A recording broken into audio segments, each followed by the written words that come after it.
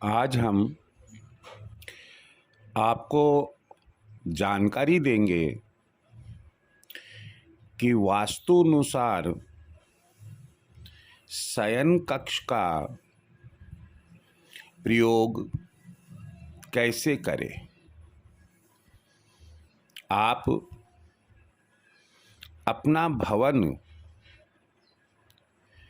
वास्तुविद की सलाह से उसकी देख रेख में बनवा लेते हैं।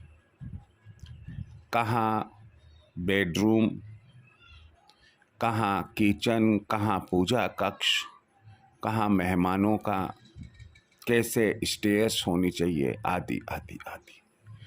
लेकिन वास्तुविद या वास्तुशास्त्री वह तो केवल आपकी इमारत, आपके भवन को वह रूप देता है कि जिससे उत्तर दिशा से आने वाली एनर्जी, पूरब दिशा से आने वाली एनर्जी वह प्रॉपर मिले। और उसके अलावा पुस्तकों में, ग्रंथों में वराह मिहिर ने क्या कहा है और अन्य जो वास्तुशास्त्र से संबंधित ज्ञान है उसमें क्या कहा गया है, उनके अनुसार वास्तु का निर्माण आपके भवन का करवा देता है, वास्तु अनुसार भवन का निर्माण करवा देता है।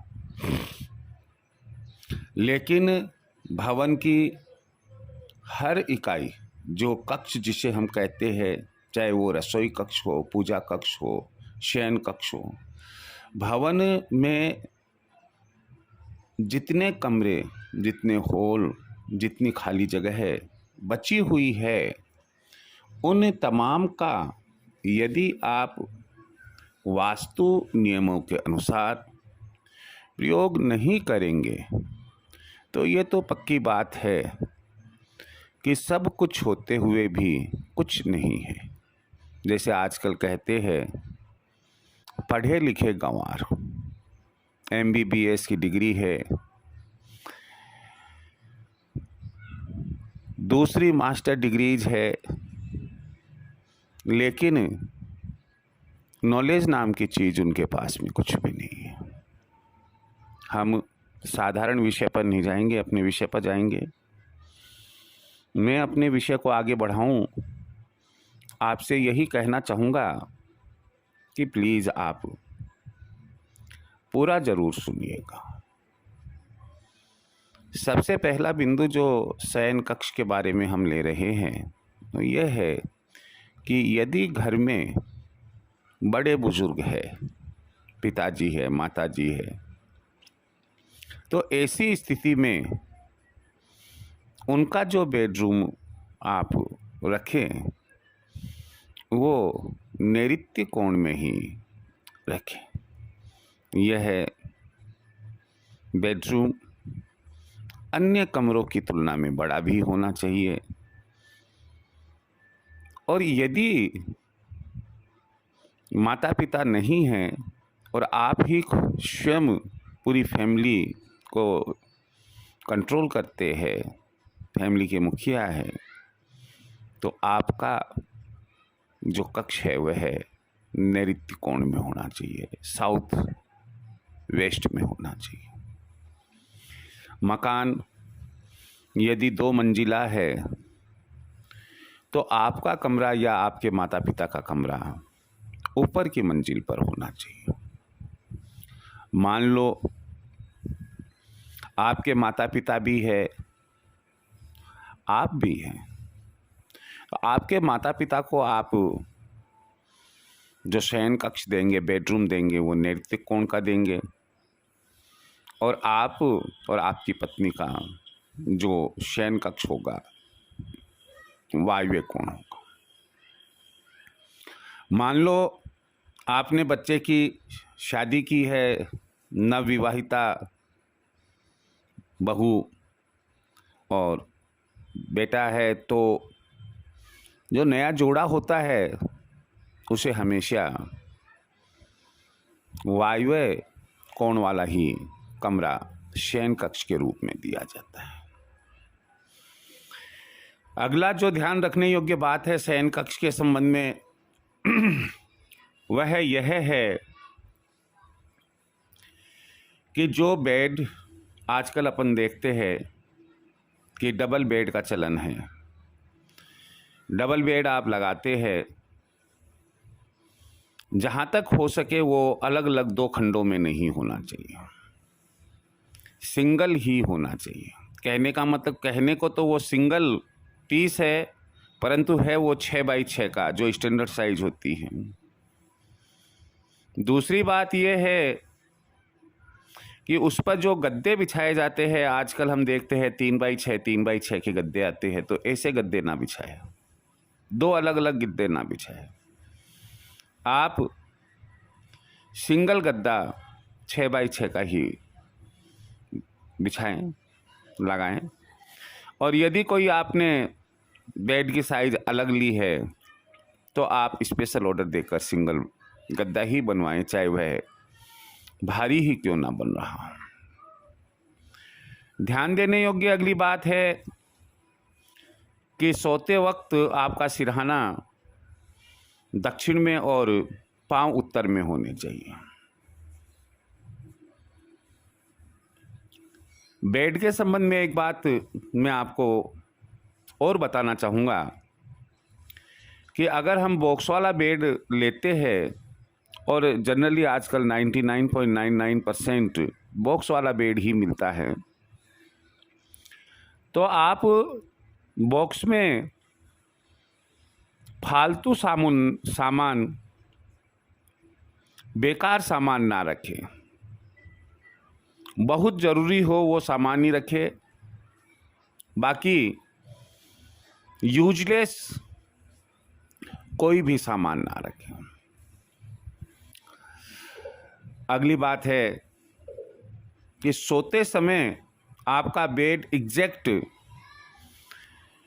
बेडरूम के ठीक गेट की तरफ इस तरह नहीं लगा हुआ हो कि आपके पांव दरवाजे की तरफ हो। सामान्यतया जो मरण स्थिति होती है, जब व्यक्ति मर जाता है, तब उसके पांव दरवाजे की तरफ रखे जाते हैं। अगली बात ध्यान देने की है कि शयन कक्ष में आप आईना ना लगाएं, और अगर आईना लगता भी है तो पहली बात उसे कवर्ड रखें, और दूसरी बात उस आईने में बेड और बेड पर सोने वाले दिखाई नहीं देने चाहिए। अगली बात ध्यान रखने की है कि आप घड़ी तो हमेशा पूरब दिशा में ही लगाएंगे। अन्य किसी दिशा में लगाने पर क्या होगा कि वह घड़ी या तो आपके सिरहाने की तरफ आएगी या आपके पांव की तरफ आएगी, और हमेशा वो दिखाई देती रहेगी। कहते हैं कि सोते वक्त एकदम सामने घड़ी दिखाई नहीं देनी चाहिए, क्योंकि उससे एक चिंता बनी रहती है और अच्छी नींद नहीं आती है। यदि हम दक्षिण की तरफ सिर करेंगे और पूरब में जो घड़ी का स्थान है, अगर पूरब की दीवार पर हम घड़ी लगाएंगे तो ऐसी स्थिति में वह हमेशा हमारे दाहिनी ओर ही होगी। बेडरूम में आप मंदिर कदापि ना बनाएं। ना केवल मंदिर, बल्कि अपने जो पूर्वज है जिनका स्वर्गवास हो चुका है, आप उनकी तस्वीरें भी ना रखें। कहते हैं कि यदि हमें बुरे सपने आते हैं तो ऐसी स्थिति में थोड़ा सा गंगा जल किसी शीशी में भरकर अपने सिरहाने की तरफ रखने से बुरे सपने हमें नहीं आएंगे।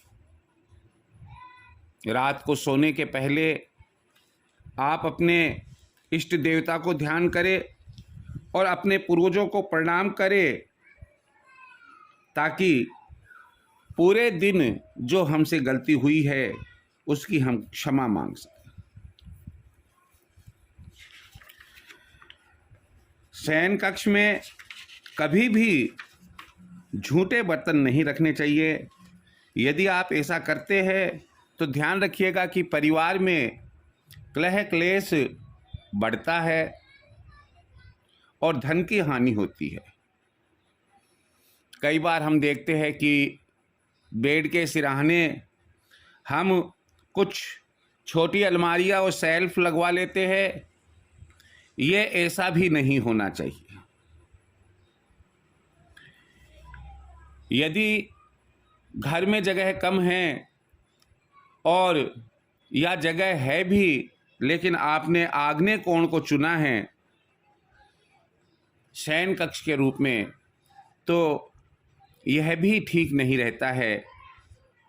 ऐसा माना जाता है कि यदि आग्नेय कोण में शयन कक्ष बनवाया जाता है तो पति पत्नी के अंदर मन मुटाव रहता है, वे एक दूसरे में बुराइयां खोजते हैं।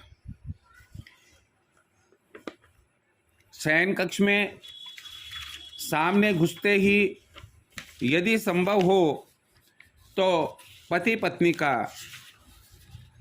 पिक्चर यानी कि तस्वीर लगी हुई होनी चाहिए।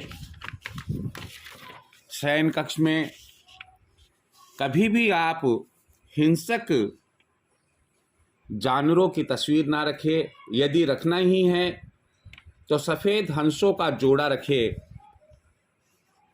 नेक्स्ट है, मेहमानों और दोस्तों को अतिथि गृह में ही बैठाना चाहिए या ड्राइंग रूम में ही बैठाना चाहिए।